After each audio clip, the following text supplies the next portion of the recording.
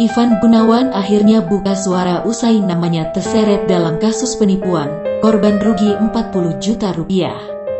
Baru-baru ini jagat maya dihebohkan oleh sebuah video terkait satu keluarga yang menangis histeris. Pasalnya keluarga tersebut mengaku jadi korban penipuan dengan iming-iming bisa bertemu langsung dengan Ivan Gunawan. Mengenai hal ini, Ivan Gunawan yang namanya terseret dalam video yang beredar akhirnya buka suara. Pria 39 tahun ini pun berpesan kepada para penggemarnya untuk lebih berhati-hati. Ivan Gunawan sendiri mengaku miris terkait oknum-oknum yang menyeret nama dirinya. Pria yang akrab disapa Igun itu menegaskan jika dirinya tak pernah menyelenggarakan event apapun demi bisa bertemu dengan dirinya.